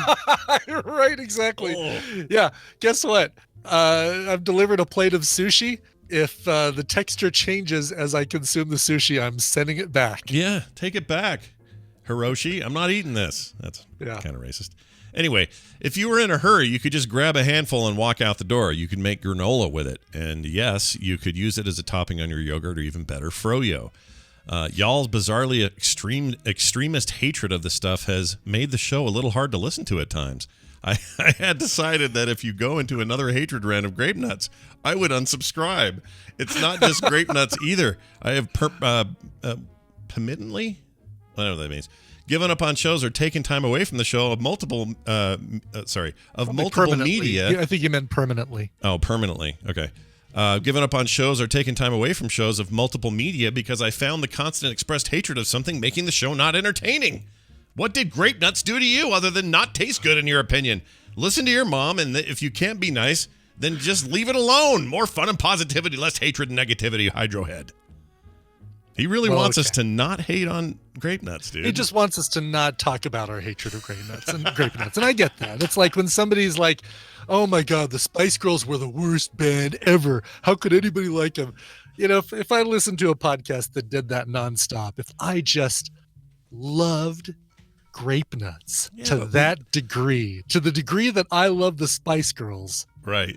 Then I'd have a hard time with it. But so clearly, he loves Grape Nuts the way that I love the Spice Girls. Sure, but in favor of full disclosure here, we've brought up Grape Nuts 3 times. Once when we first brought it up, once again when someone emailed about it, and now this guy. Those are the 3 times we've talked about Grape Nuts. So I don't think it's like the constant thing they think it is. It's like when people would say, if you mention Trump one more time, like, dude, we barely talk about any of this stuff. It's an hour-and-a-half show. Grape Nuts made 3 minutes. It's not that big of a deal. But we'll try not to talk so negatively about the world's worst cereal. Okay? It's fine. All right. And Artemis, what is it? Artemis Tigress. I'm going to play off of your thing and say, if you want to be my lover, you got to Grape Nuts, my friends. There you go. I don't want to know how you Grape Nut your friend. I know, yeah. Grape Nuts. Ugh. Sneaky Grape Nuts. Yeah, sneaky Grape Nuts. Sneaky Grape Nuts punch. All right, Hydrohead. Nothing but positive thoughts about cereal moving forward. All right. Quick note that if you want to be like Hydrohead and send us an email, you can. That address is themorningstream@gmail.com. You're encouraged to send your emails anytime you feel like it. Patreon.com/TMS is where you can support the show. And anything else you might be looking for, you can find at frogpants.com/TMS. Programming note for today. It is Wednesday. That means I'll be on DTNS. Brian's got... Oh, no, you have Coverville tomorrow. I do Coverville tomorrow. I am going to do some more Crosswordville today. I figured out that whatever I was using Reflector to mirror my iPad and then load that into the stream. Yeah. And as I was doing that, my computer just my M1 Mac Mini kept shutting down. Oh, weird. Like shutting down. What's that from? I think just the Reflector is not... Reflector's a little buggy, but I've never had it shut me down. That's crazy. Yeah, it's a memory hog, and I think it's a problem. So, but I'm gonna do it via the web because that's how I'm gonna be doing. I've decided I am gonna live stream when I'm competing in the North American Crossword Championship or whatever it's called. I'm gonna live stream and just not have chat. or at least not see chat. Anyway, so that'll be coming up today. And what's fun is I think you guys will be listening to the music I'm picking for Coverville tomorrow as I do crosswords. So oh, very nice. Prepping the Roy Orbison show tomorrow with some of that. I don't know what time because I've got some other freelance that's got to happen first. So let's say 3. What time do you guys finish up DTNS? About 3:30. About 3:30. Yeah, I think so. I'll do it after that. Yeah. That'll work. Yeah, Then there's no people won't freak out. So we'll say 3:30 Mountain Time, twitch.tv/Coverville. There you go. We all try to avoid overstreaming on top of each other, but for some reason Justin was streaming today during TMS, and I don't know why. I don't know what was going on there. Jerk. Yeah, what was he He's doing? a troublemaker. Yeah, what was going on there? He was a troublemaker. Oh, I lost it. There it is. Troublemaker. He's a troublemaker. Troublemaker. Troublemaker. You know that. Troublemaker. You know that actor too. That very flamboyant. Oh, is that the dude I think it is? It's the dude you think it is. Oh, from yes. TikTok. He's got TikTok account, and he's Yes. Oh, I can't think of that guy's name or what else he's been in, but I thought it was somebody else who just sounded like him. But yeah, okay, all right. Yeah, that actor is Leslie Jordan. Troublemaker. He's a real troublemaker. He's a troublemaker. He's in the American Horror Story stuff. He was on Will and Grace. Yeah. Oh, he was doing a house tour? What's with this counter programming? I'm going to text him after this and kick him in the butt. Come on, man. I can't make it to your podcast, but I'm going to stream at the same time. Yeah. Unfriend me. That's right. Tonight, I'm going to... when's their... Oh, it's Tuesdays. Tuesday nights when they record their freaking Night Attack, I'm gonna start streaming video games or something. Take that! Hell yes. Take that! Perfect. Troublemaker. All right, let's move on. Oh, I just sent we you... saw this guy in Jason Goes to Hell, by the way. Oh, we did? Leslie Jordan was in he was in Jason Goes to Hell, which we watched for FilmSack. That's awesome. Well, now... All right, cool. Anyway, I just sent you a thing, by the way. This is a alternate way of mirroring stuff. Ooh, yeah. Okay. So it's brand new. It came out in January, this article, so I think this is awesome. Pretty good. Does it involve just running a cable, like just doing a straight USB-C? Oh, I'd love that. It says you can do it via... So they give you 3 different ways. AirPlay, mirroring via QuickTime, which I didn't know you could do. Yeah, that one I knew about. Yeah. And then they do use Reflector, but Reflector was already a resource hog, and on an M1 it's worse because it's running Rosetta too, so it's like poopy. Anyway, they just need to update it. All right, so just don't reflect with Reflector. So maybe I'll try one of these and see if it still works with the iPad. Yeah, I'm going to do the same. I'm going to fiddle with it today. Anyway, Cool. Thank you all for listening, watching, hanging out. We appreciate it. We're going to get out of here now with a song. Brian, do you have one prepared? I have a song, and this one is going out to somebody who wants to remain anonymous. Boy, do I feel for this person, but it's one of these stories where I'm glad we brighten his day, brighten his life. Hello, Scott and Brian. April 14th was when I first started going out with my best friend, who later became my wife. Together over 12 years, we worked in the same office. Then she had an affair with our boss, and then she left me for him in the fall of 2020. Jeez. If anyone has a better 2020, or if anyone has a 2020 horror story, I ask you to hold my beer. Oh my god! It was filled with family death, affairs, people getting fired, midlife crisis. He says, I almost wrote in for therapy Thursday, and soon I have to leave my house as I can't afford it alone. The worst moments of my life last fall, but friends, family, Frog Pants podcasts, and my therapist helped me to revitalize myself. I ask you to play any song on April 14th about self-worth or rebuilding. I don't want to live avoiding my past and hiding from what was. I want to own my life, my value, my self-respect, and come out stronger from this. Thank you. Wow. Signed, Anonymous. So, dude, whoever you are, next time there is a big get-together, find me, and you don't even have to tell me who you are. Just say, Brian, you promised you'd buy me a drink, and I will buy you a drink. Heck yeah. And give you a great big hug. So just say that. Although now about 1,000 people are going to come up to me and say, Brian, you promised to buy me a drink. Yeah. And then you're going to hug them, and then you're going to get some variant of COVID. It'll be fantastic. That's right. I'll get the weird Nerdtech variant. Yeah. This is the song Stronger. the Kanye West song. This felt like the right song to play for this. What doesn't kill you makes you stronger, and dude, you are stronger. This is a cover done by 30 Seconds to Mars on BBC's Radio 1 Live Lounge from Volume 2 from 2007. Here's 30 Seconds to Mars covering Kanye West's Stronger. See you guys tomorrow. This show is part of the Frog Pants Network. Frog Pants Network. Get more shows like this at frogpants.com. Troublemaker. Yeah, one more time. Well done, everyone.